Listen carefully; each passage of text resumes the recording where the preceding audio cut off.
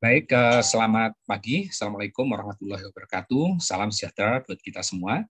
Teman-teman, hari ini kita lanjut kuliah analisis ancaman siber perusahaan. Kita bahas mengenai corporate threat vector dan landscape. Ya. Nah, kemarin teman-teman sudah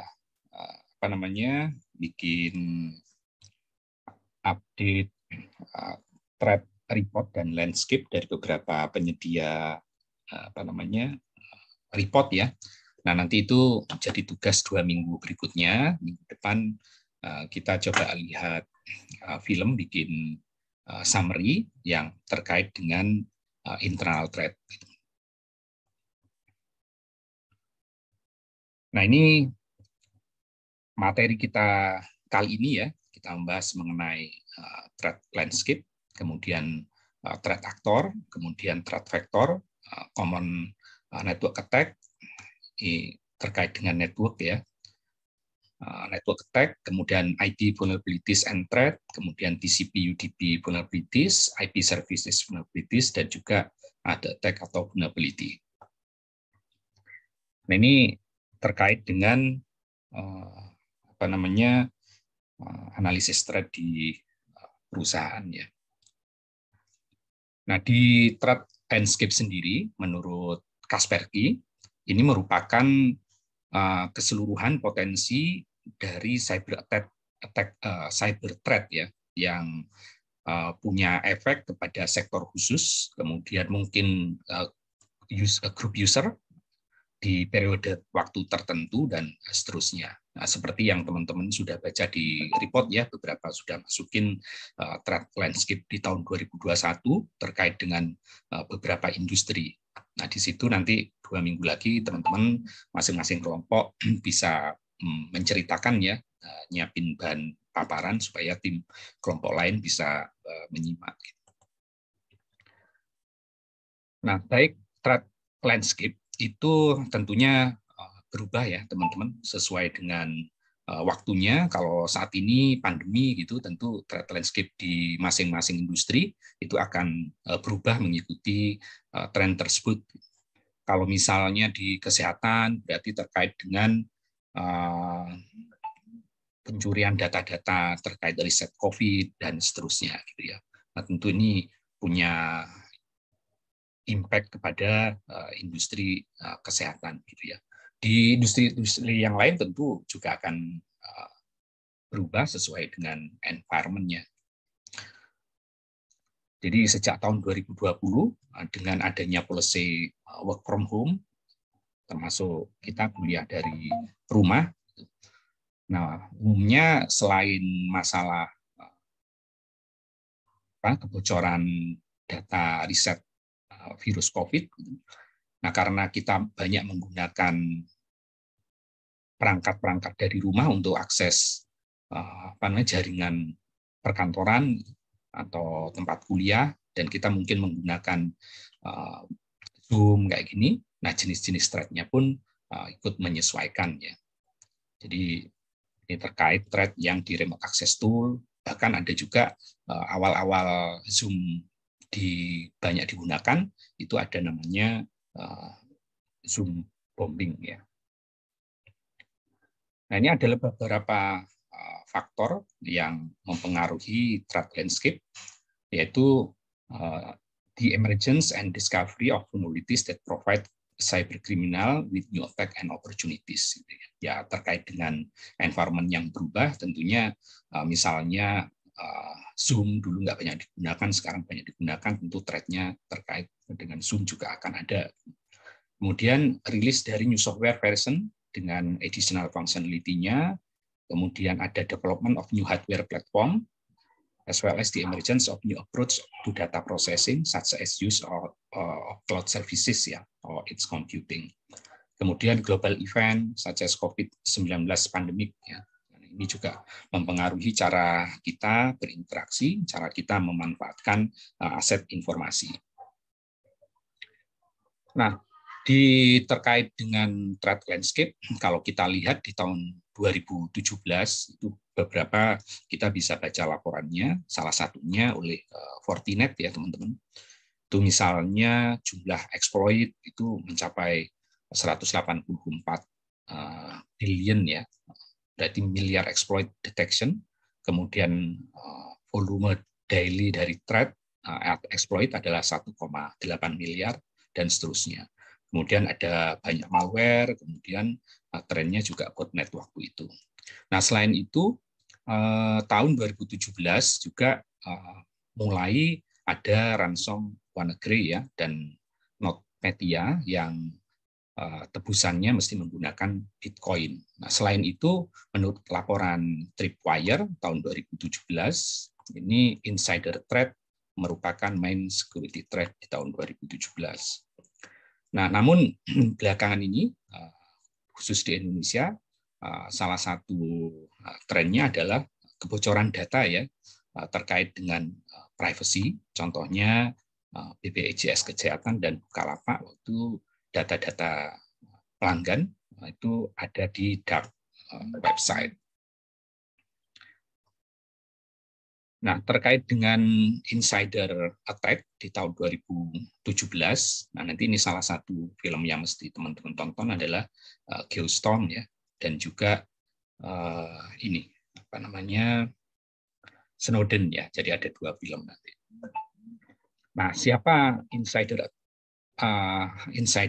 threat gitu? Nah, tentunya ini adalah bukan hanya karyawan perusahaan ya, tapi juga selain karyawan, tentunya ada kontraktor, kemudian ada bisnis partner, dan bahkan customer.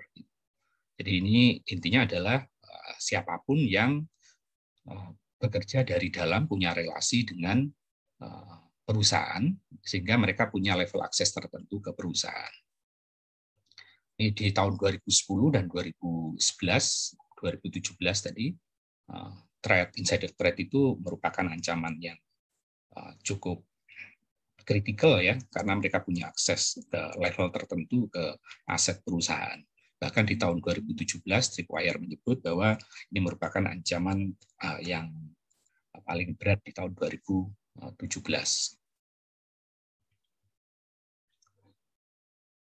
Insider attack di financial institution juga beberapa kali terjadi, tapi kadang-kadang tidak dilaporkan secara transparan ya, karena di institusi financial itu apa namanya, kalau ada threat seperti ini kadang-kadang efeknya itu kalau tersebar khawatir menimbulkan efek negatif. Tapi ada beberapa yang dilaporkan, contohnya adalah di bank di New York, salah satu bank di New York pernah kehilangan 2,5 juta US dollar karena masalah social engineering oleh stafnya. Kemudian ada perusahaan ini di trader base di stock trading. Ini ada kerugian sekitar 650 juta gara-gara greed and privilege abuse ya. Kemudian ada masalah di human resource database. Kemudian ininya adalah snooping, jadi mereka ingin tahu sebetulnya data-data employee di perusahaan itu apa saja, ininya apa saja.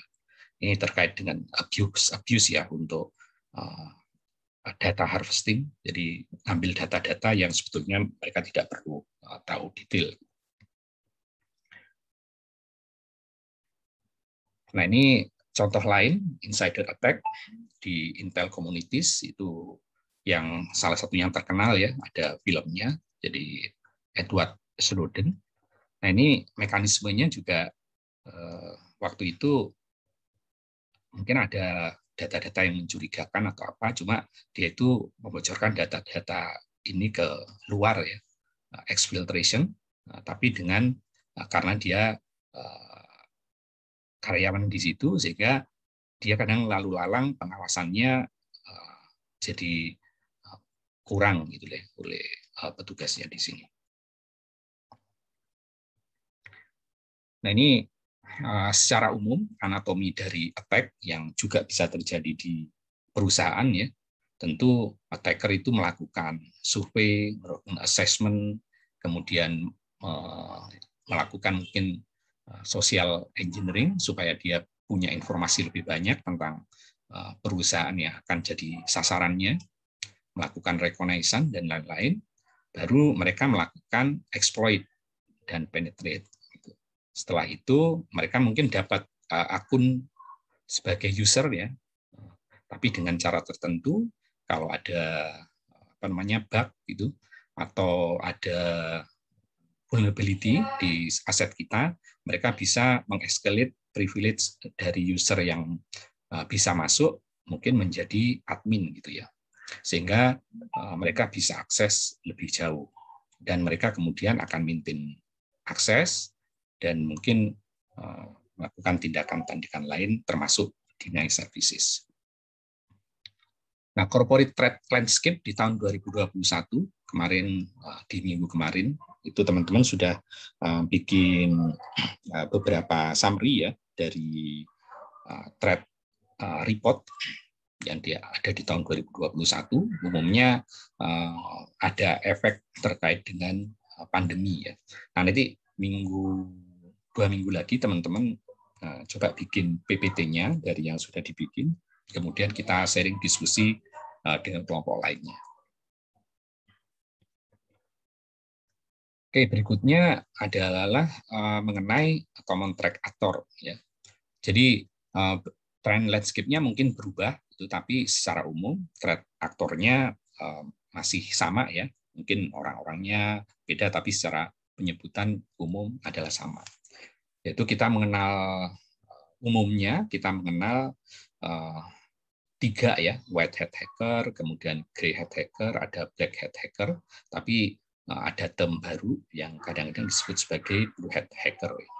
White hat hacker tentunya merupakan ethical hacker yang tujuannya dia untuk defend dari aset company ya, aset perusahaan atau aset institusi. Mungkin dia punya programming skill yang bagus, etika yang bagus, kemudian dia punya tujuan sesuai dengan legalnya. Nah, mereka melakukan security test vulnerability, kemudian melakukan pen test mungkin atas seizin dari company-nya. Blue hat hacker mirip dengan white hat hacker ya. Umumnya ini merupakan information security profesional yang diundang oleh vendor untuk melakukan tes produk mereka untuk menemukan software bug dan lain-lain sebelum di launch ya. Ada juga grey hat hacker. Sebetulnya secara kegiatan dia itu melakukan kegiatan yang di mata kepentingan institusi atau perusahaan ya unethical thing ya. Tapi sebetulnya dia melakukan ini bukan untuk kepentingan dia sendiri, bukan untuk kepentingan ekonomi, atau bukan untuk menyebabkan kerusakan, tapi kadang-kadang dia itu melaporkan temuannya, mungkin karena hobi kali ya, ke perusahaan yang terkompromis. Sebaliknya black hat hacker, ini memang orang atau lebih ke kriminal ya, artinya dia memang bertujuan untuk mendapatkan gain tertentu, termasuk gain ekonomi atas damage serangan dia ke aset institusi. Nah, ada beberapa istilah-istilah dalam hacking term yang terkait dengan threat ke perusahaan, itu masih ya ada script kiddies, kemudian ada vulnerability broker, ada hacktivist, ada cyber kriminal, dan state sponsored hacker. Nah, kalau state sponsored hacker tentunya adalah hacker-hacker yang biasanya disponsori oleh negara ketika terjadi krisis atau terjadi konflik antar negara ya. Misalnya di Rusia dengan negara lainnya di di Eropa Timur gitu ya. Kemudian US dengan Iran, mungkin Korea Utara dengan Korea Selatan, dan lain-lain.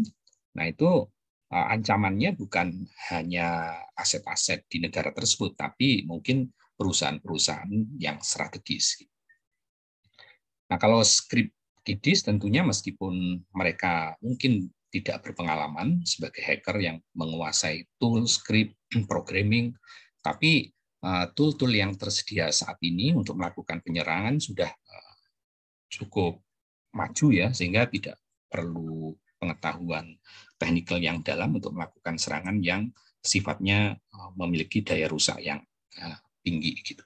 Ini juga sama dengan di kehidupan sehari-hari, bahwa untuk melakukan kejahatan tidak perlu seorang ahli silat gitu ya, tapi anak-anak yang nekat ikut rombongan geng motor, mereka bisa menimbulkan kerusakan yang signifikan.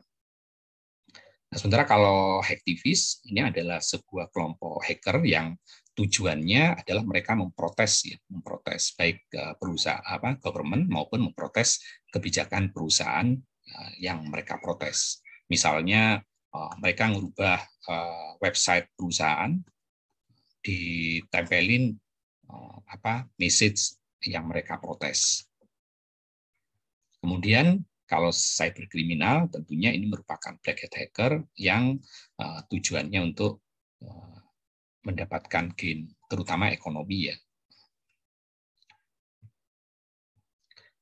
Nah, kemudian tentunya threat actor ini butuh tools ya. Nah, tools saat ini merupakan tools yang cukup kompleks dan banyak tersedia ya, selain yang mungkin mereka bisa custom.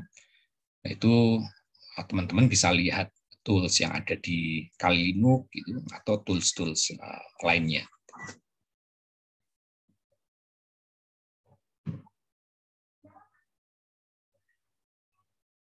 Ini contoh-contoh tools-nya adalah ada password crackers,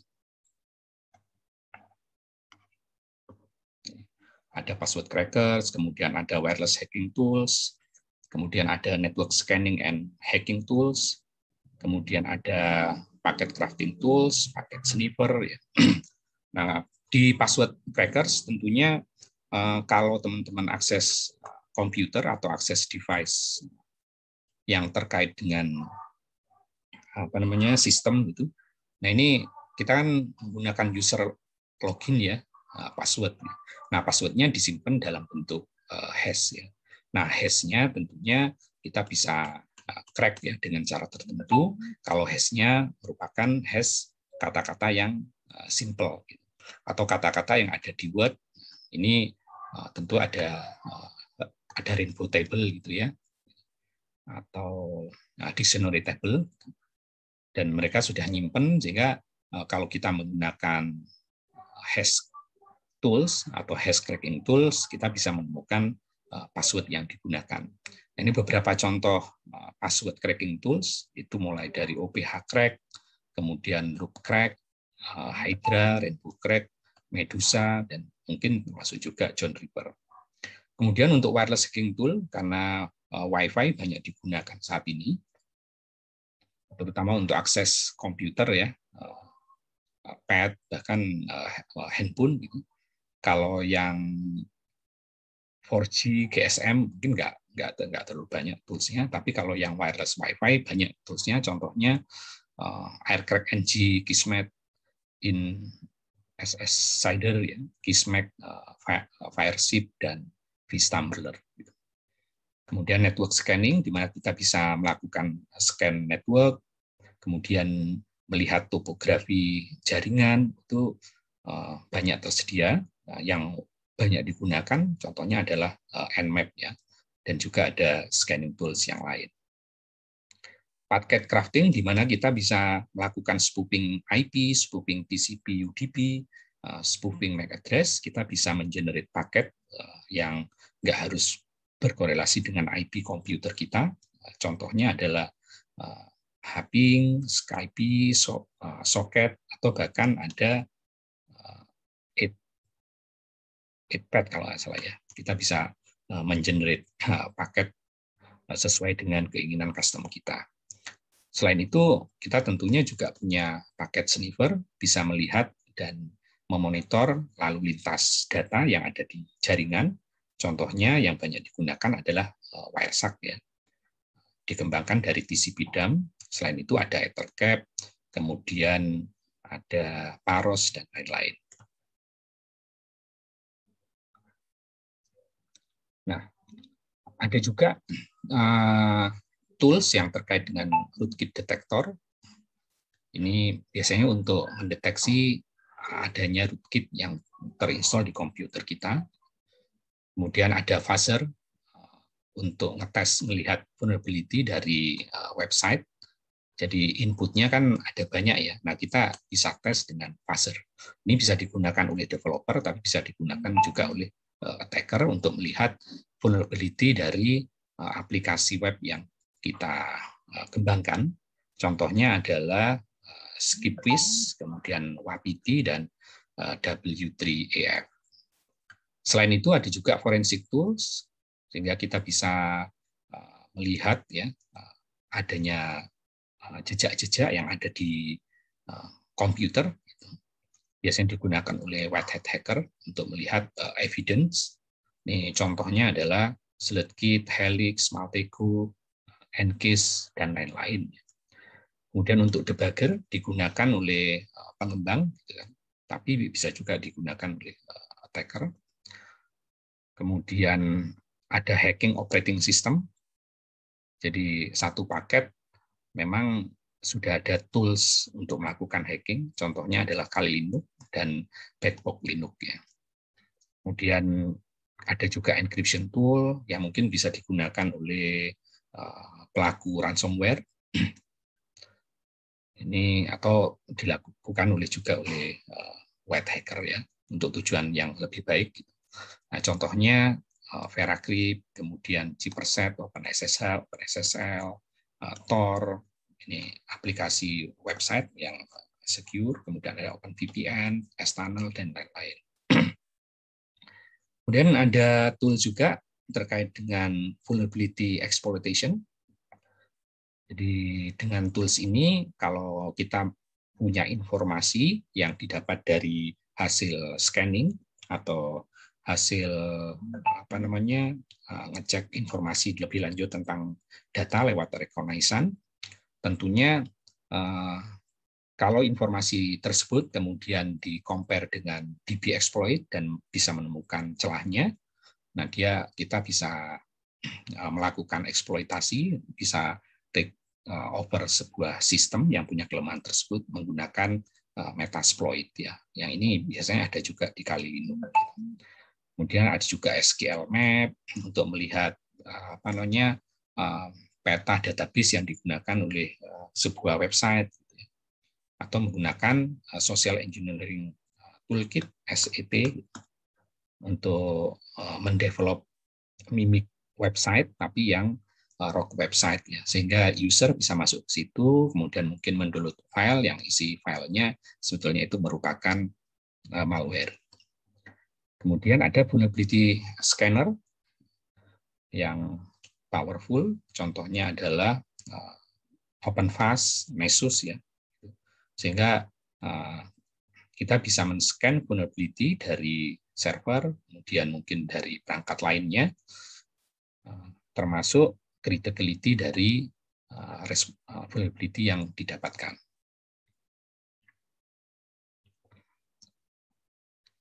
Nah, jenis attack dari threat actor itu bisa berupa eavesdropping attack, di mana pelaku itu meng-capture data lalu lelang yang ada di jaringan. Ya.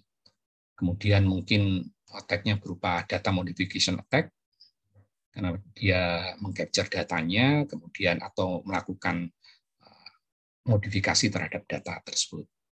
Kemudian IP spoofing attack, jadi IP-nya mungkin dia spoof, dia ubah, bisa dari paket crafter atau menggunakan teknik yang lainnya, sehingga IP yang merupakan header dari sebuah paket mungkin tidak berasal dari IP yang valid ya. Kemudian ada password based attack, yaitu mungkin termasuk salah satunya adalah cracking password. Jadi digunakan untuk akses aset informasi di corporate yang tidak terauthorize. Kemudian bisa jadi merupakan denial of service attack, baik berupa DOS maupun DDoS ya. Kemudian ada man in the middle attack, jadi mirip dengan eavesdropping attack gitu. Jadi mereka posisinya ada di antara receiver dan sender untuk memonitor, mengcapture atau mengkontrol komunikasi yang terjadi. Kemudian kalau di public key, kita contohnya yang di RSA, ada compromise key attack, di mana kalau private key yang kita miliki udah terkompromise, tentunya bisa disalahgunakan oleh pihak penyerang. Ada juga sniper attack, itu kita untuk men-snipe ya, atau memonitor traffic yang ada di jaringan gitu ya. Ini bisa digunakan oleh eavesdropping attack juga. Nah, berikutnya kita punya namanya threat vector ya. Jadi ada threat landscape, kemudian threat actor dan attack-nya, kemudian kita punya threat vector ya.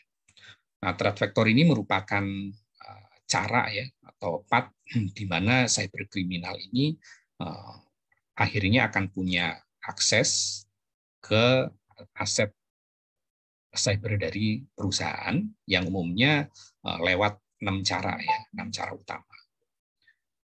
Threat actor ini juga bisa merupakan cara threat actor. Threat vector merupakan cara atau approach dari threat actor untuk memanfaatkan celah keamanan ya, supaya mereka bisa melakukan exploit gitu. Nah, 6 entry utama mereka melakukan threat vector atau melakukan serangan ke aset informasi menggunakan lewat vulnerability gitu, atau lewat attack surface, itu biasanya lewat 6 cara ini, yaitu either memanfaatkan atau lewat jaringan, mungkin lewat usernya, mungkin lewat email, mungkin lewat web application, kemudian bisa remote access portal, bisa mobile devices, termasuk mungkin lewat IoT ya. Nah, threat vector bisa secara umum bisa kita bedakan dalam 2 kelompok ya, yaitu threat vector programming dan threat vector social engineering.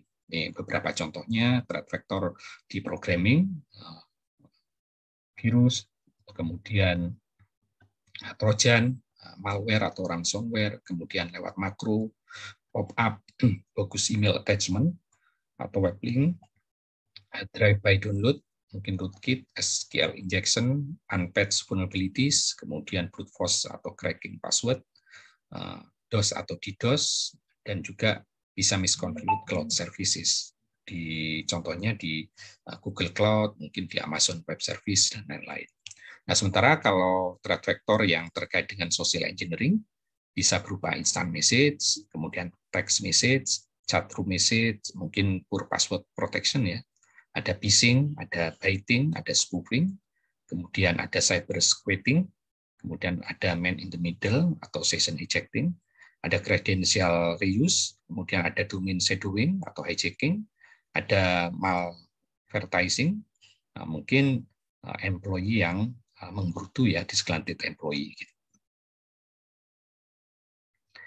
Ini adalah beberapa overview terkait dengan malware, yaitu utamanya adalah virus, worm, dan trojan, ya, trojan host attack. Gitu.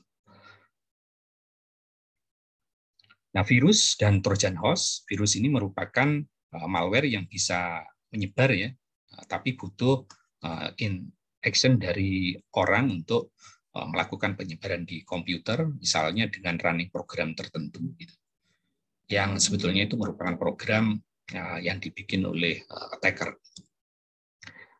Dalam virus, program ini bersembunyi di komputer code tertentu, mungkin di software atau di dokumen ya. Sehingga kalau manusianya membuka, maka virus ini akan tereksekusi dan bisa menginfeksi komputer. Virus bisa mengubah, bisa mengkorup, bisa delete file, atau bahkan menghapus keseluruhan drive, atau bisa menyebabkan komputer punya isu booting ya, atau aplikasinya bisa korup. Kemudian bisa juga dia mengcapture atau mengirim beberapa informasi sensitif ke pelaku. Ya. Kemudian mungkin dia akses dan menggunakan email account untuk menyebarkan, karena mungkin kita klik email dan dia menyebar ke kontak yang ada di inbox kita ya. Kemudian mungkin virusnya still dormant, artinya tetap seakan-akan nggak aktif, tapi pada saat tertentu dia bisa diaktifkan oleh pelaku. Nah, beberapa contoh virus ini yang kita bedakan berdasarkan specific intention-nya, itu contohnya adalah boot sector virus, ya. Kemudian ada firmware virus, ada makrovirus, ada program virus, dan ada script virus. Nah, boot sector virus adalah virus yang menyerang bagian boot sector, termasuk partition table maupun file system. Kemudian firmware, dia adanya di firmware dari device. Kemudian makrovirus ini yang menyerang MS Office makro ya. Kemudian program virus adalah virus yang menginsert dirinya ke executable program. Kemudian kalau script virus adalah menyerang interpreter dari OS ya. Sehingga ini bisa mengganggu interpreter dari di OS yang dimiliki.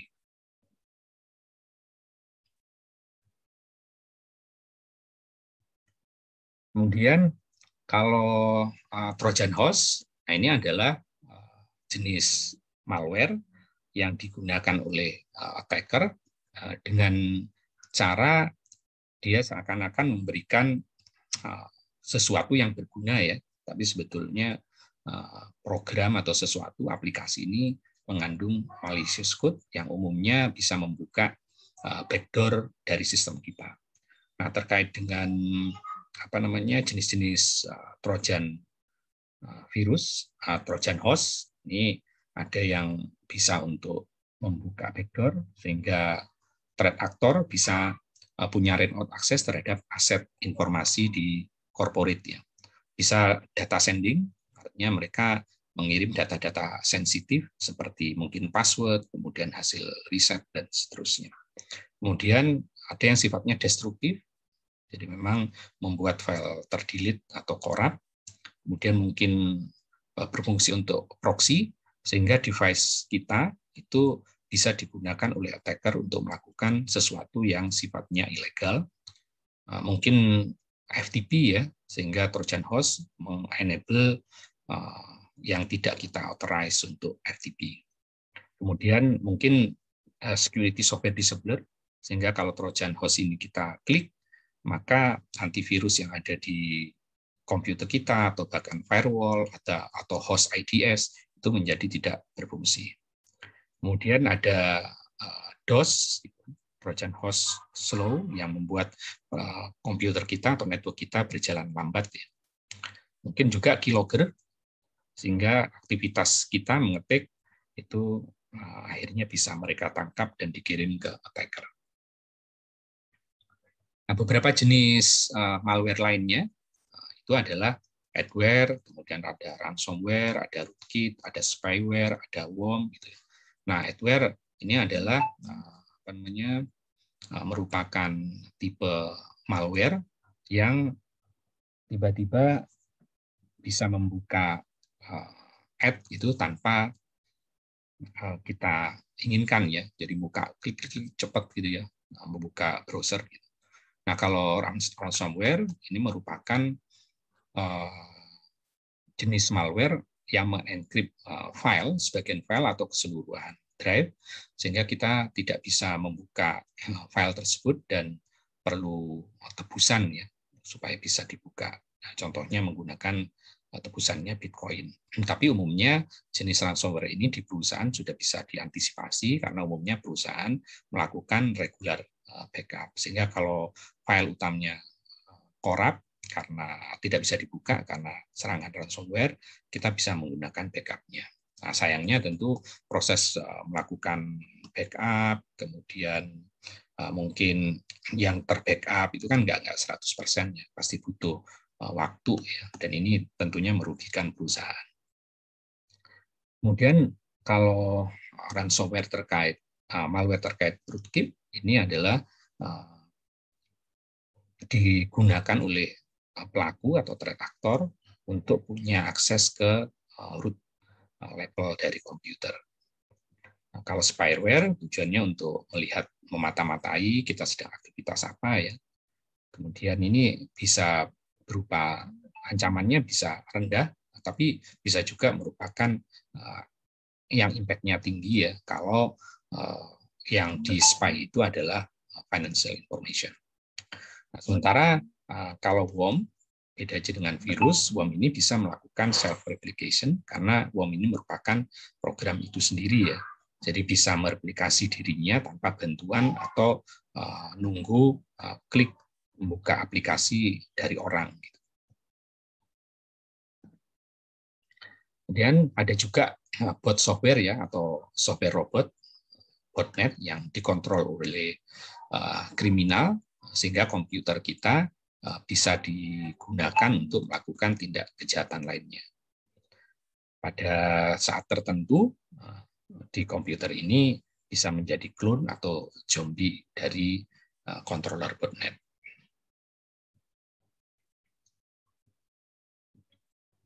Oke, ada yang mau ditanyakan sampai di sini? Kalau nggak ada, kita lanjut ke ini ya, common network attack ya. Jadi beberapa attack yang umum di jaringan yang digunakan oleh corporate ya, karena pintu masuknya kan salah satu yang utama adalah karena kita terkait di jaringan, maka adalah lewat jaringan. Meskipun jenis-jenis attack ini nggak melulu hanya di jaringan ya, teman-teman nanti bisa lihat. Nah di jaringan, karena hampir tidak ada perusahaan yang tidak terkoneksi ke jaringannya saat ini, kecuali perusahaannya murni analog gitu. Di dunia dewasa ini, tentunya semua perusahaan terkonek ke jaringan pada level tertentu ya, at least untuk menyebarkan informasi atau update informasi. Gitu. Ada yang sampai fully automation, pabrikan yang 4.0, kemudian untuk sensor cara mereka memberi makan ke kolam sudah menggunakan IoT dan lain-lain. Tentunya itu ada aspek networknya di situ, sehingga attacker bisa meng-attack lewat pintu masuk jaringan ini. Nah, beberapa attack yang klasifikasi umum attack ada reconnaissance attack, kemudian ada access attack dan DOS attack. Reconnaissance attack merupakan jenis attack yang tujuannya untuk mengumpulkan informasi sebanyak-banyaknya terkait dengan jaringan atau aset IT yang dimiliki oleh perusahaannya. Nah, ini kalau tujuannya untuk memetakan jaringan perusahaan, tapi memang sesuai dengan policy perusahaan gitu ya, nah itu enggak masalahnya sih, bukan attack gitu, reconnaissance aja. Tapi biasanya kalau ini di launch oleh unauthorized aktor, nah tentunya ini merupakan jenis attack karena reconnaissance ini merupakan pintu masuk awal untuk attack selanjutnya sesuai dengan cyber kill chain ya, atau meter attack. Karena kalau kita sudah mengetahui informasi yang mendetail tentang jaringan atau tentang mungkin servernya menggunakan apa, nah tentunya pengetahuan ini bisa digunakan oleh attacker untuk memilih jenis attack yang probabilitas keberhasilannya tinggi. Nah, di reconnaissance attack ini tekniknya mungkin dia melakukan query informasi terhadap target atau sasaran, kemudian mungkin melakukan ping sweep untuk melihat IP yang sedang aktif, ya.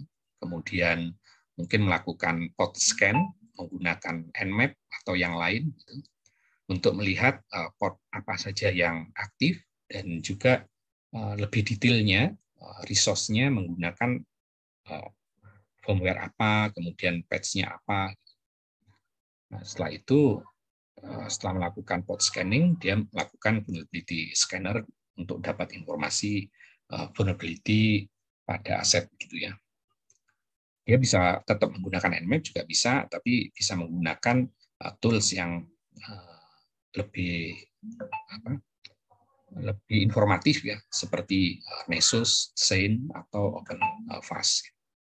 Setelah itu, kalau mereka sudah mendapatkan informasi yang cukup, mungkin mereka bisa melihat DB exploit itu, untuk melihat apakah exploit-nya ada di DB exploit ini. Tapi kalau di Nessus sudah disebutin, ya, biasanya disebutin ini kelemahannya apa-apa, gitu. Tapi kalau tetap menggunakan Nmap, mungkin ini punya kelemahan apa di DB exploit. Tapi kalau attackernya cyber kriminal atau state sponsored attacker, mungkin mereka bisa membuat tools yang custom, ya, sehingga mereka bisa melakukan run exploit tool-nya. Contohnya mungkin menggunakan Metasploit, kemudian menggunakan SQL Map, kemudian menggunakan Core Impact, dan lain-lain.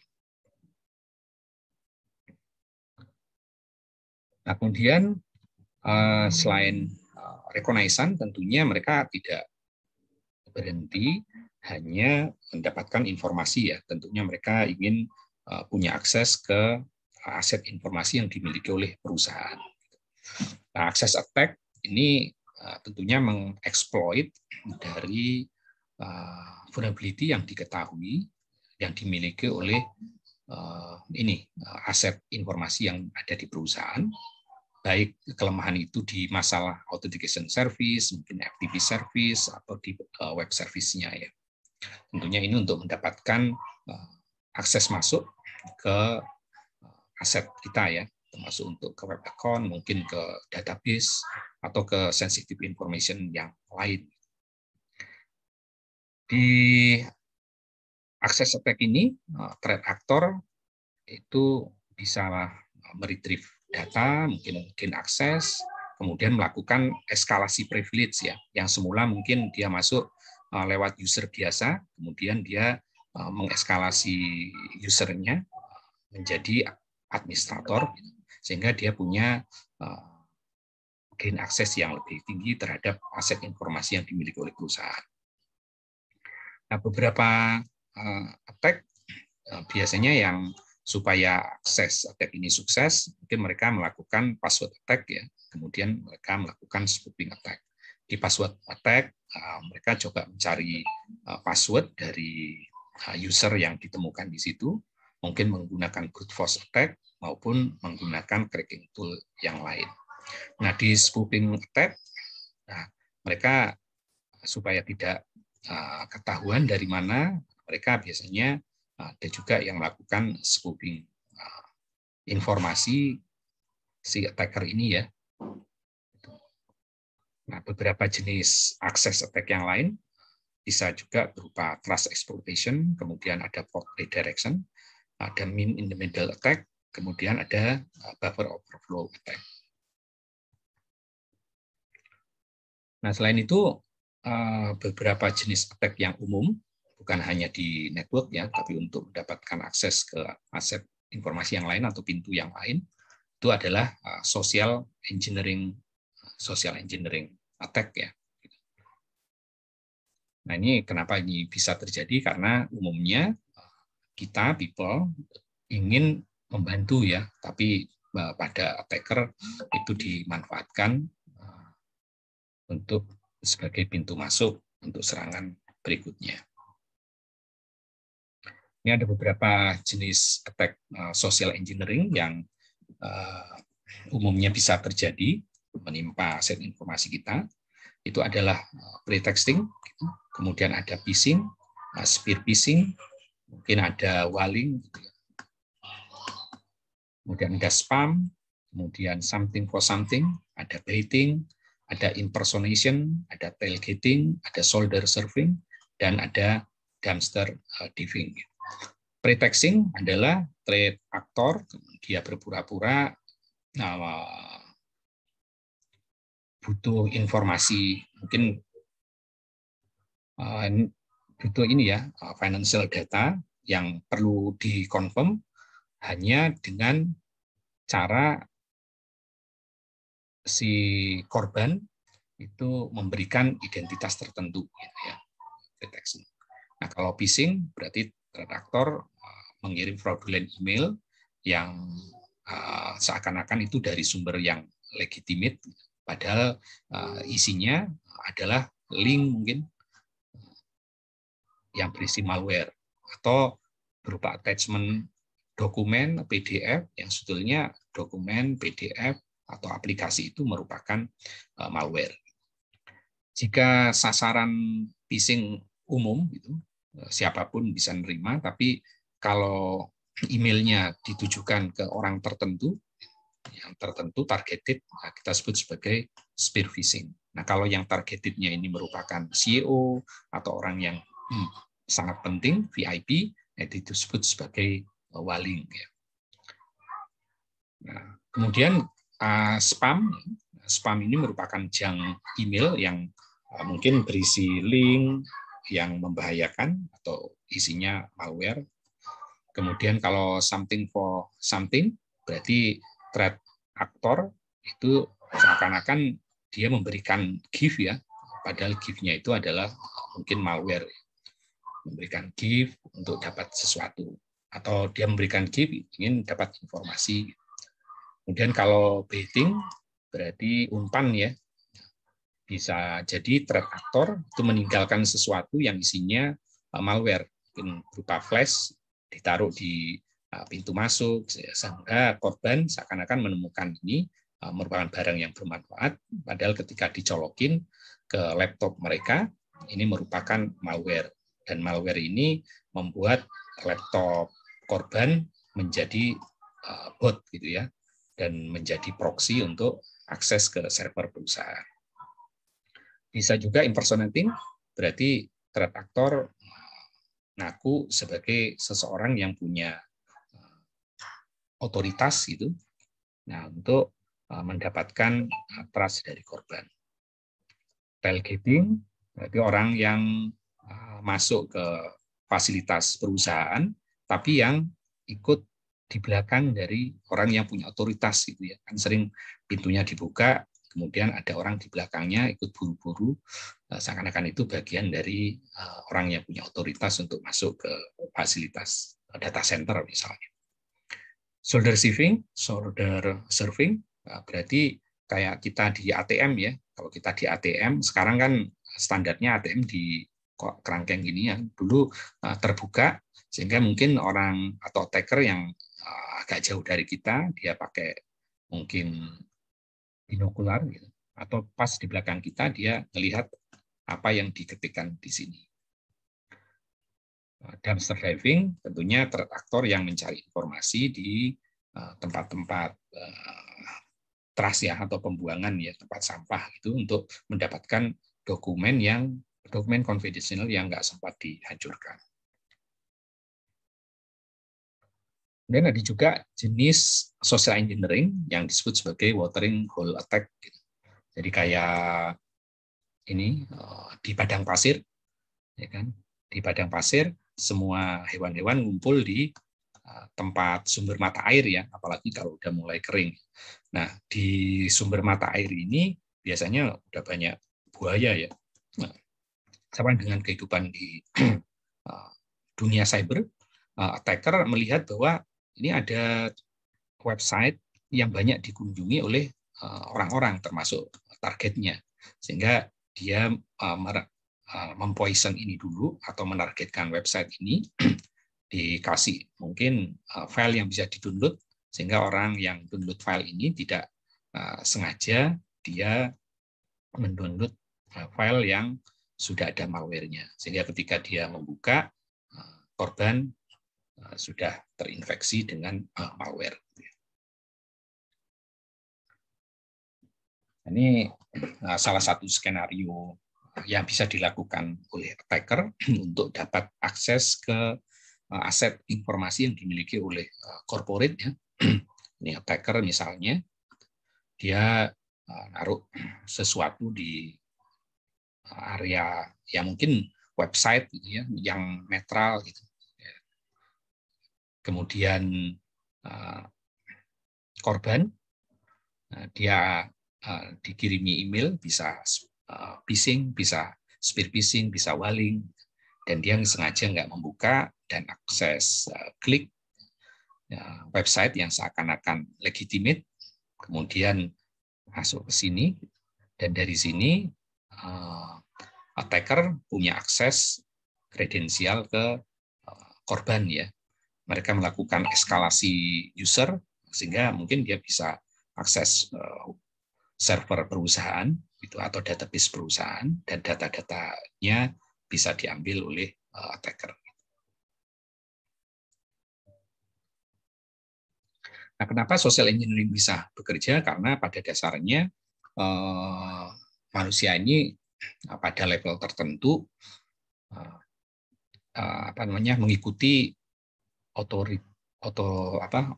otoritas tertentu ya dari atasannya ya, atau orang yang dipercaya ya. Tapi itu dimanfaatkan sebagai pintu masuk oleh attacker. Mungkin orang ada yang takut diintimidasi, atau orang ingin dia ya kalau orang lain melakukan kenapa kita nggak melakukan gitu kan. Konsensus atau social proof. Jadi kalau orang lain melakukan, kita jadi nggak enak kalau nggak melakukan. Kemudian scarcity, mungkin karena jarang gitu. Mungkin urgensi, ini penting banget nih, hari ini harus di ini. Atau familiarity, atau liking. Kemudian trust. Gitu ya. Di liking ini sekarang ada wajah yang bisa di-generate oleh AI ya. Jadi wajah-wajah yang kalau misalnya cowok kasih gambar cewek gitu ya, atau sebaliknya, kemudian atau kasih orang yang murah senyum gitu-gitu ya, sehingga cenderung dia ngasih akses ke wajah yang di-generate oleh AI. Nah, di social engineering attack di OS attacker misalnya, yang ada di Kali Linux misalnya, itu sudah ada tools ya, social engineering toolset. Dengan tool ini kita bisa menjerit website yang di dalamnya sudah ada malware, sehingga kalau victim akses ini, yaitu akan akses ini, dan kalau dia menggunakan kelemahan tertentu, si attacker yang masang ini dia punya akses ke sini. Itu bisa digunakan. Kemudian ya tentunya employee dari corporate itu mesti di educate ya, bahwa social engineering dan resiko-resikonya serta strategi-strategi yang biasa dilakukan itu juga perlu disosialisasikan. Nah, ini ada beberapa rekomendasi terkait dengan protecting aset informasi yang dimiliki oleh perusahaan terkait dengan social engineering attack. Yang pertama, jangan pernah memberi username, password, kredensial kepada siapapun. Kemudian jangan pernah meninggalkan username atau password di tempat yang mudah ditemukan. Kemudian jangan pernah membuka email dari sumber yang tidak dipercaya atau yang tidak dikenal. Kemudian jangan pernah merilis pekerjaan itu di sosial media. Kemudian jangan pernah menggunakan password yang berulang untuk pekerjaan kita. Kemudian selalu mengunci atau men-sign out ketika kita meninggalkan komputer kita, dan selalu melaporkan kegiatan yang mencurigakan. Kemudian always destroy confidential information, jadi mesti menghancurkan confidential information berdasarkan policy perusahaan.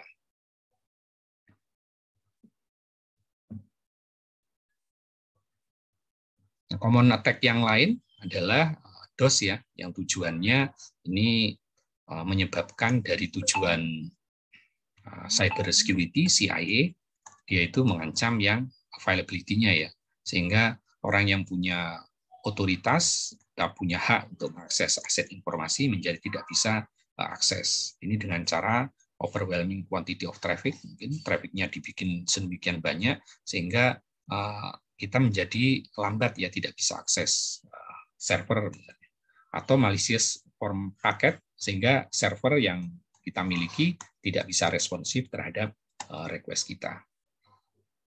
Nah, serangan ini bisa dilakukan dari banyak komputer yang disebut sebagai distributed DOS. Nah, selain itu ada beberapa, karena terkait dengan jaringan, tentunya perusahaan kita pasti terkonek jaringan yang saat ini menggunakan IP ya. Jadi kalau dulu mungkin tahun 80-an menggunakan X25, kemudian tahun 90-an dipromot ITM, kemudian mungkin ada yang custom gitu ya, tapi mayoritas sekarang jaringan di perusahaan menggunakan IP ya.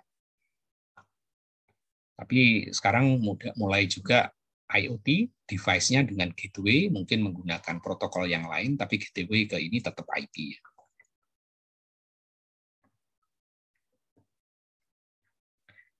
Nah, IP seperti kita ketahui ini sudah didevelop sudah lama sekali ya, sejak DARPA, mungkin sudah lebih dari 40 tahun ya, sehingga awalnya didesain untuk komunikasi, untuk sharing informasi, dan tidak mengantisipasi bahwa perkembangan berikutnya ini juga dimanfaatkan oleh attacker untuk mendapatkan kelemahan di jaringan. Nah, salah satunya jenis attack ini memanfaatkan ICMP ya, memanfaatkan ICMP disebut sebagai ICMP attack. Nah, awalnya ini digunakan untuk Internet Control Message Protocol supaya kita mengetahui path jaringannya, kemudian kalau ada apa-apa masih bisa ke-trace gitu ya. Melihat bisa ping, bisa trace route, tapi ICMP attack ini dimanfaatkan oleh attacker untuk memetakan jaringan, kemudian menembus firewall dan seterusnya. Nah, selain IP versi 4, saat ini juga sudah banyak digunakan IP versi 6, terutama di backbone ya, sudah hampir imbang ya antara versi 4 dan versi 6. Kemudian kalau di user umumnya masih menggunakan versi 4. Nah, selain itu ada attack di IP yang menggunakan teknik attack IP, itu adalah amplification and reflection attack. Contohnya DOS smooth ya. Kemudian address spoofing attack, kemudian man in the middle attack, dan session hijacking.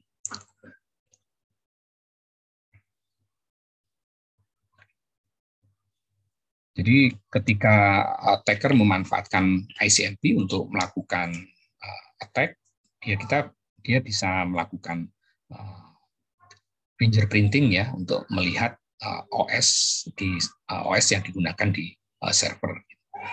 Kemudian dia bisa melihat peta jaringan, sehingga ICMP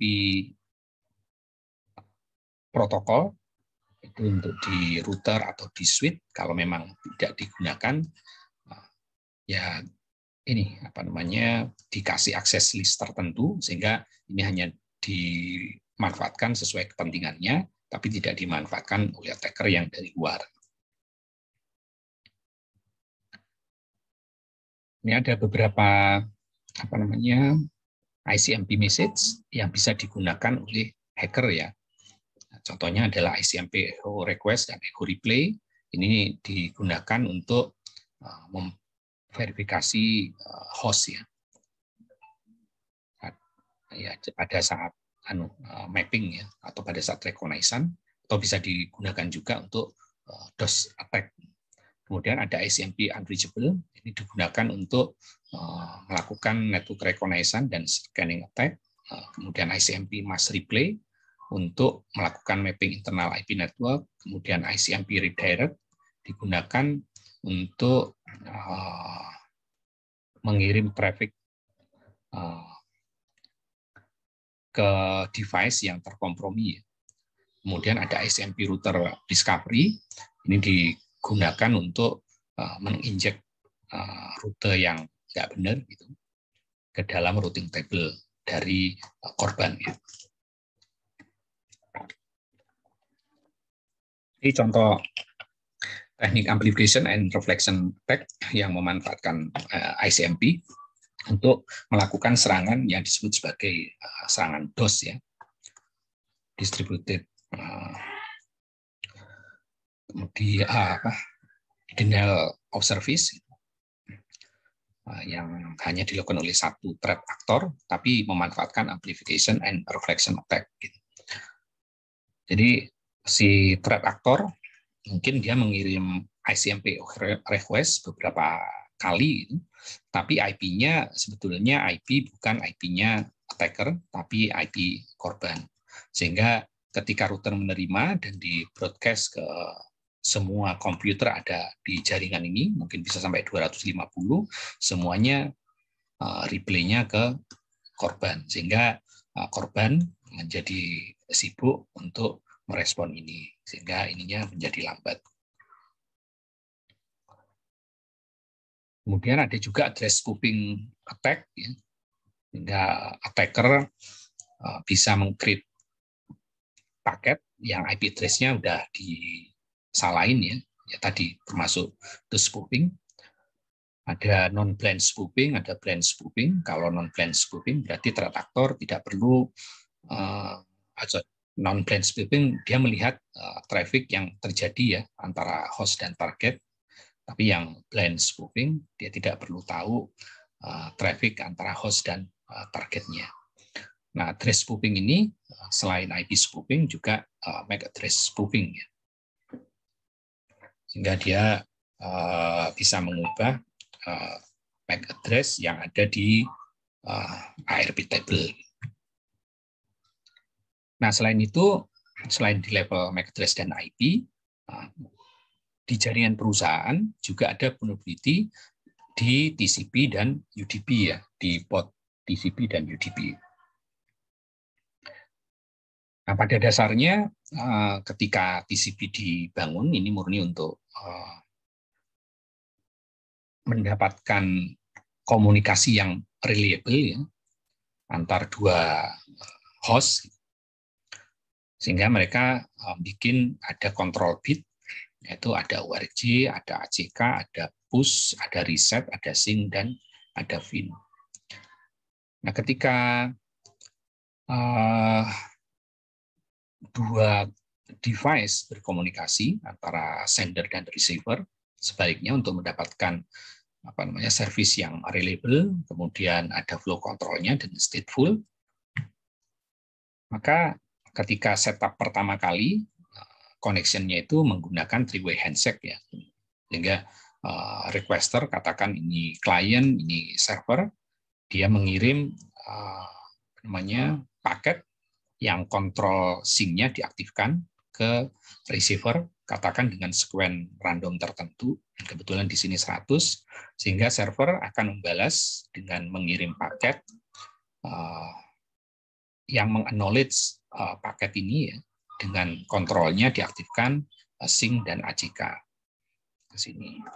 Sehingga ketika receiver menerima, maka dia akan mengirim ke server paket yang kontrolnya di set ACK-nya di set 1, dan ini meng-acknowledge paket yang diterima dari server.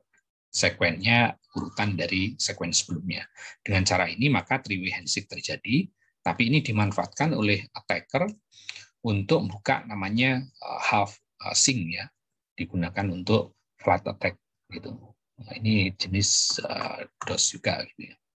Sehingga attacker mengcrafting paket, banyak paket yang di ini, tapi dia tidak bermaksud menerima paket tersebut, karena ini kan IP-nya di spoof ya, IP-nya pun dibikin random, IP asalnya ya. Hingga dia mengirim paket ke server yang isinya paket, banyak paket tersebut dengan sekuen yang mungkin sama atau mungkin berbeda gitu, dan kontrol sync-nya diaktifkan sehingga otomatis server akan membalas, merespon dengan paket, merespon paket sesuai di acknowledge dari sekuen yang dikirim ini, dan kontrolnya ACK dan sync diaktifkan ya. Sambil dia nunggu ACK dari si attacker ini, si crafting, dan itu tidak pernah datang karena memang tidak pernah dikirim, sehingga server akhirnya wasting time untuk menunggu. Pada akhirnya user yang valid menjadi tidak bisa akses server tersebut. Nah, kemudian pada saat mengakhiri percakapan, baik server maupun klien akan mengirim paket yang kontrol VIN-nya diaktifkan ya. Kemudian dia acknowledge oleh pihak lawannya. Kemudian jika dia mengirim VIN receive, dan dia akan mengirim ACK. Gitu. Nah, ini bisa dimanfaatkan juga oleh attacker untuk mengirim ini paket yang seakan-akan dari klien yang sedang berkomunikasi. Jadi di spoof ininya, tapi paket VIN-nya dikirim ke server, sehingga server menganggap dia akan mengakhiri percakapan ini ya. Kemudian dia acknowledge, sehingga session ini menjadi terputus. Nah, ketika putus mungkin dia akan reset ulang. Nah, ketika reset ulang mungkin dia akan coba take over di sini. Nah, selain itu ada TCP attack lagi yang session hijacking, gitu kan. Nah, ini yang agak sulit tapi bisa dilakukan. Contohnya kalau kita ada di public area, ada access point gitu ya, access point, kemudian kita lihat ke jaringan. Nah, di tempat ini mungkin udah diinstal aplikasi untuk memonitor traffic, salah satunya dengan untuk take over ini ya, man in the middle attack dengan Bubsui misalnya. Bubsui. Nah, dengan cara ini ketika dia akses di sini, dia ke sini dulu, kemudian dimodifikasi sehingga sesinya dengan cara tertentu bisa di take over oleh man in the middle attack. Nah, selain itu di UDP ini memang lebih sederhana ya paketnya, tapi ini juga karena tidak perlu reliable. Nah, yang three-way handshake sama pengakhiran itu tidak terjadi di sini, tapi bukan berarti UDP segmen tidak prone terhadap attacker. Justru di UDP ini tidak mensupport enkripsi ya, sehingga ini paket UDP by default bisa dilihat ya, kecuali dia mengimplementasikan enkripsi di metode lainnya. Attacker bisa melancarkan serangan DOS itu menggunakan tools yang disebut sebagai Unicorn UDP atau low orbit ion cannon. Ini mirip dengan DOS attack.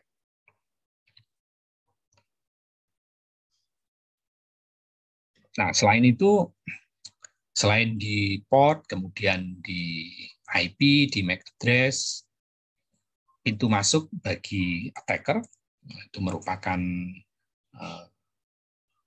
cara attacker untuk mendeliver attack ya, itu bisa juga memanfaatkan IP service vulnerabilities.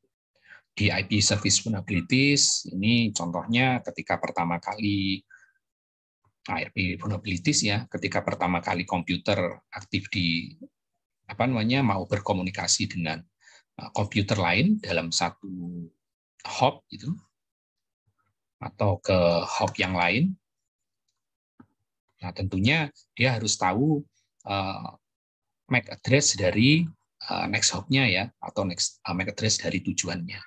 Maka komputer ini nanya IP ini ARP-nya berapa supaya dia dimasukkan di sini. Nah, IP probability selalu seperti itu, sehingga ada attacker yang ada di sini bisa memanfaatkan itu. Ketika dia nanya, dia ini akan jawab, itu IP-nya adalah IP saya, sehingga dia akan mengirim ke sini, dan ini mungkin bisa dijadikan man in the middle attack. Sehingga salah satu yang diserang adalah ARP cache positioning dengan memanfaatkan kelemahan tersebut, ya. Sehingga komputer kita itu isinya adalah ARP, MAC address dari IP yang sebetulnya bukan MAC address yang benar, gitu. Nah, selain itu, attacker juga bisa memanfaatkan DNS attack, gitu. DNS attack karena komputer ketika ingin berkomunikasi, bukan komputer kita lah ya, ketika ingin berkomunikasi kan kita menggunakan nama domain ya yang akan ditranslate ke IP, gitu. Berikutnya oleh mesin dari IP mungkin ke MAC address kan lewat ARP, yang ini DNS dari name ke IP oleh DNS. Efeknya sama, gitu. Bahwa pertama kali mesin ini itu mungkin dapat informasi DNS dari DHCP, berarti DHCP-nya yang dimodifikasi, yang diracuni, gitu. Atau memang DNS-nya karena otomatis ini nanya ke DNS server ya, paketnya mungkin kurang dicurigai, sehingga ini bisa dimanfaatkan untuk attack, katakan DNS tunneling, ya. Mungkin untuk DNS domain shadowing, DNS stealth attack, maupun DNS open resolver attack. Nah, di DNS resolver attack ini sebuah DNS open resolver menjawab query dari klien yang ada di luar ya.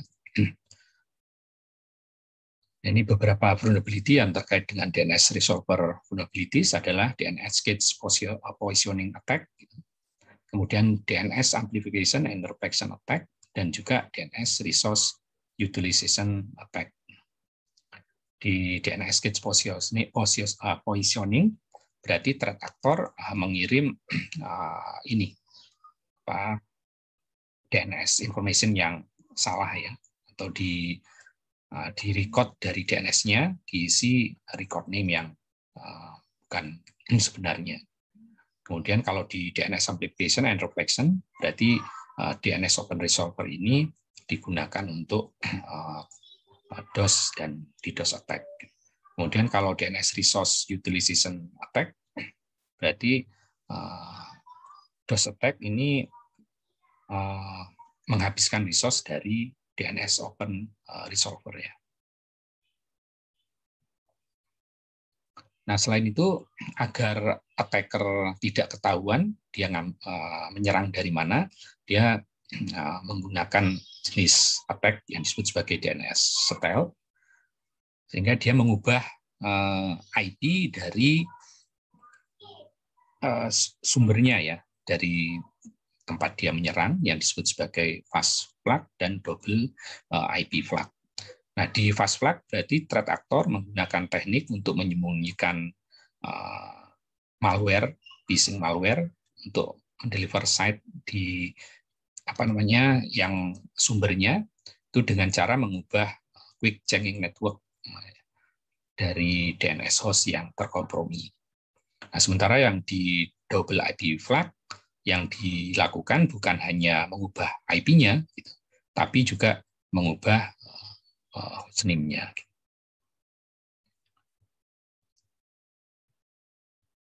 Nah, selain itu di IP service DNS attack ini, DNS domain shadowing attack juga bisa terjadi, yaitu ini melibatkan threat actor yang mengumpulkan informasi subdomain di bawahnya ya, sehingga ini bisa digunakan untuk meng-attack parent domain-nya.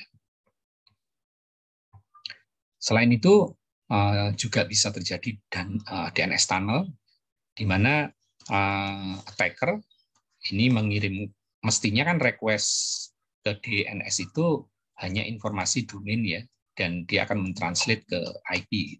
Tapi dengan memanfaatkan ini, mungkin si firewall menjadi kurang perhatian ya, karena paketnya ini adalah paket request domain name.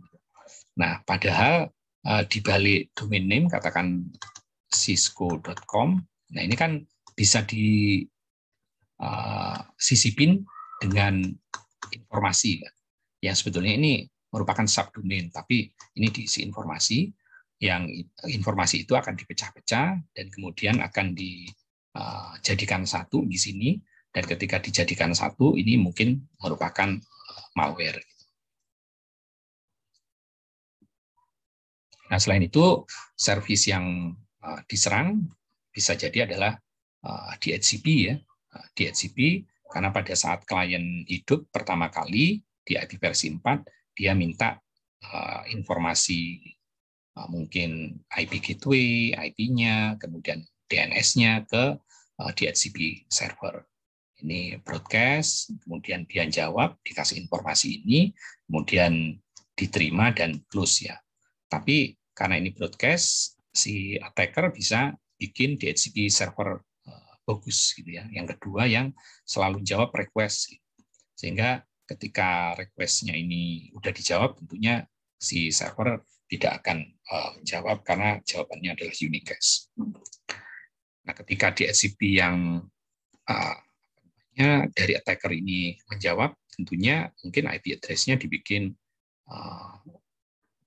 default gateway-nya dibikin yang salah, kemudian DNS-nya dibikin DNS yang supaya dia kalau mau akses ini ke IP tertentu itu ya pada saat awal baru di redirect, dan itu cukup membahayakan ya. Hingga default gateway-nya mungkin dibikin salah, DNS servernya juga dibikin yang berbahaya, gitu kan? Termasuk IP address-nya juga dibikin yang sesuai attacker. Nah, intinya sama kayak tadi ya. Nah, selain itu di corporate itu juga bisa mengalami jenis attack yang lain ya. Contohnya adalah privilege escalation. Jadi pertama kali attacker punya akses, mungkin aksesnya hanya ke korban yang download email, ya kan, buka email yang di situ ada link gitu kan, link ke attacker ke website yang mengandung malware. Nah, dengan cara ini attacker punya akses ke komputer korban. Tapi ini kan usernya mungkin user biasa gitu kan. Tapi dengan cara tertentu dia bisa mengeskalasi user ini dan bisa akses ke server. Atau bisa aja dia akses ke server dengan user biasa, dia eskalasi, kemudian akses admin. Ini disebut privilege escalation. Atau dia bisa melakukan attack password ya, bisa menggunakan tools online password, gitu. Atau melakukan brute force dengan kayak John Ripper, kemudian password cracker yang lain, kemudian mungkin dia menggunakan dictionary attack. Nah, tentunya ketika ini salah satu cara untuk menghindari password attack, salah satunya passwordnya dibikin kompleks ya. Kemudian menggunakan hashing yang menggunakan hashing yang lebih panjang, ya. Misalnya menggunakan SHA-3 gitu kan, atau SHA-2 yang 512 dan seterusnya, instead of menggunakan MD5 misalnya. Dan menggunakan password yang kompleks supaya nanti hash-nya juga lebih nggak ada di rainbow table ya, atau tidak ada di dictionary table. Ya, kalau passwordnya sederhana kayak gini, ini udah pasti bisa di crack gitu kan, menggunakan hash apapun, termasuk hash SH ada SH2512 gitu kan. Ya karena ini udah umum kan.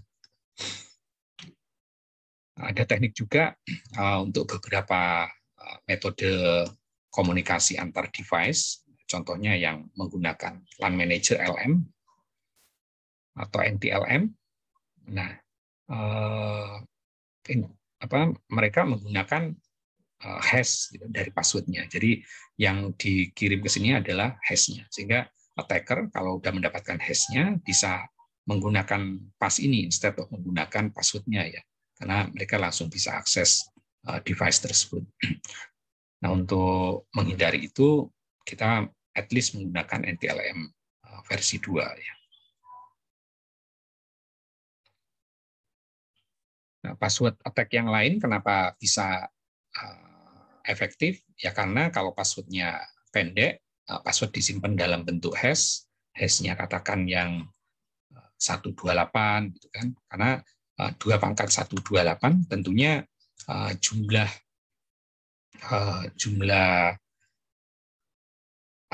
unique hash ini pasti terbatas di 2 × 128. Tapi sebetulnya ruang dari hash itu kadang tidak maksimal seperti ini karena ada paradok birthday ya.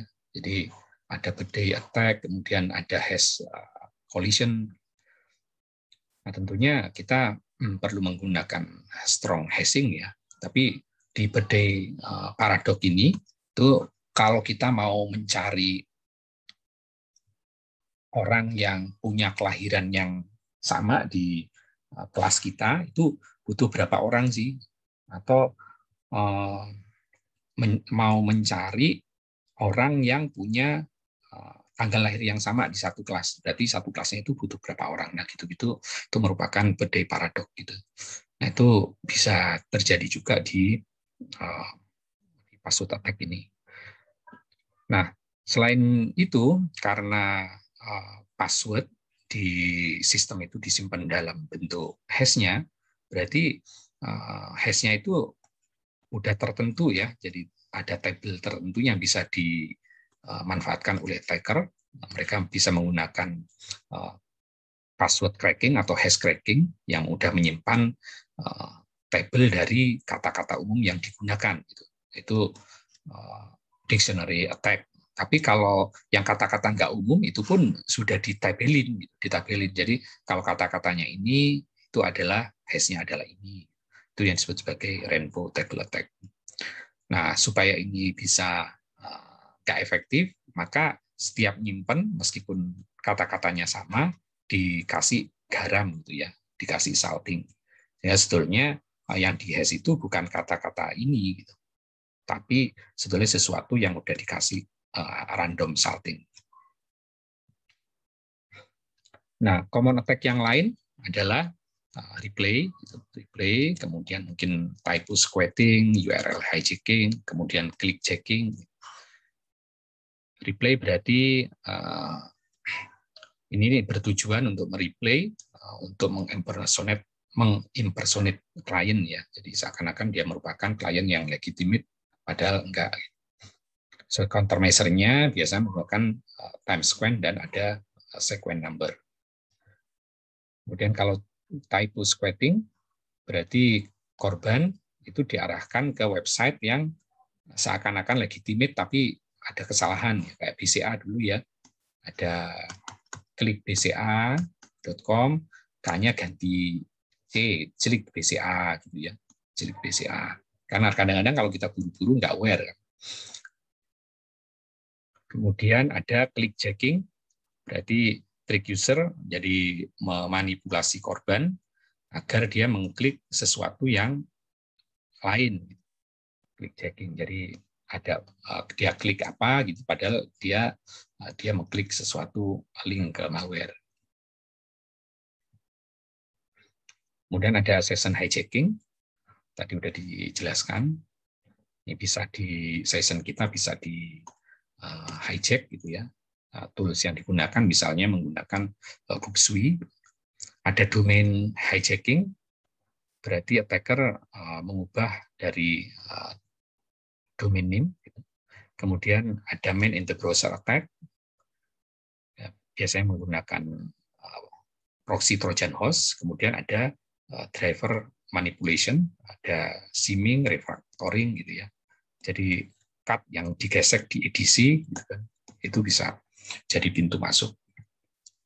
Kemudian ada zero day vulnerabilities, ini merupakan attack yang ini masih belum diketahui oleh vendornya ya, undocumented and unknown to the public, tapi sebetulnya sudah eksis gitu. Vendor might know about it but not yet release patch ya. Kemudian zero day attack, already attempt to exploit zero day vulnerabilities yang ada di sini. Kemudian ini kita sebut sebagai zero day exploit. Jadi bisa jadi ketika sebuah program dirilis, ada attacker yang nyari vulnerability baru ya dan mengeksploitnya. Gitu. Jadi kalau dia sudah menemukan vulnerability baru dan nggak menginformasikan ke vendor, maka disebut sebagai zero day vulnerabilities dan attack-nya disebut sebagai zero day exploit atau attack.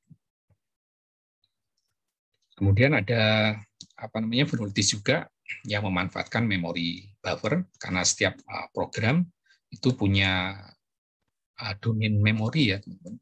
Sehingga kalau dia keluar dari sini dia bisa memanipulasi range memori yang ada di sini. Nah, memory leak ini contohnya adalah integer overflow. Kalau kita storage-nya 8 bit, maka perkalian 95 kali 95 perlu 13 bit, berarti ini menyebabkan integer overflow. Kemudian buffer overflow atau buffer overflow attack, ini terjadi ketika aplikasi itu tidak bisa menghandle di ruang memori ini. Sehingga dia mengekspos sistem memori, dan malicious code bisa memanfaatkan ini. Kemudian buffer memory overflow bisa terjadi karena pointer dereference dan mungkin modifikasi dari DLL. Nah, selain itu attacker bisa punya akses ke database kita ya, database perusahaan yang ada di website maupun database yang di non website, terutama untuk database yang kayak SQL gitu ya, MySQL yang request-nya seperti ini. Ketika kita melakukan query, contohnya kalau websitenya ini Amazon Book ini, berarti sebetulnya ketika kita mengetik Daryl Gibson, kita ngetik komputer mengirim atau website kita mengirim request ini, select bintang from book where autornya adalah Daryl Gibson. Nah, kita bisa menulis di sini kalau dia punya kelemahan, bisa titik koma di sini. Selanjutnya ini select bintang from customers, dikasih tanda akhir di sini. Jadi seakan-akan kita ngetik select from book where author adalah Daryl Gibson dan juga select siapapun from customer, sehingga komputer kita nanti server akan merespon semua penulis yang ada di database itu ya.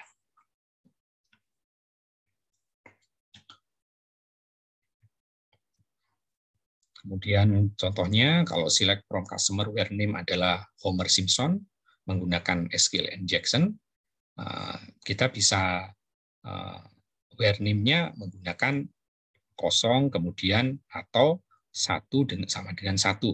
Ini kan selalu benar kan? Sehingga seakan-akan kita meminta select from customer where name-nya adalah kosong dari customer di mana ininya benar. Sehingga server akan respon dan respon informasi yang ada semuanya, termasuk kadang-kadang ada nomor kartu kredit dan lain-lain. Nah, SQL injection attack memanfaatkan kelemahan itu kalau ini tidak diproteksi, sehingga proteksinya tentu input validation dan stored procedure itu mesti dikelola. Gitu. Nah, application attack yang lain adalah comment injection attack. Gitu kan. Jadi ketika di form website itu ada komen, ini bisa kalau nggak ada filtering komen, ini bisa diketik komen apapun gitu ya. Kadang-kadang bisa membahayakan website kita.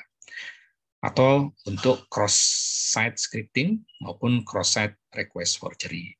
Yang di cross-site scripting berarti attackers itu akan mengembed malicious HTML atau JavaScript code gitu, di website atau link di email ya.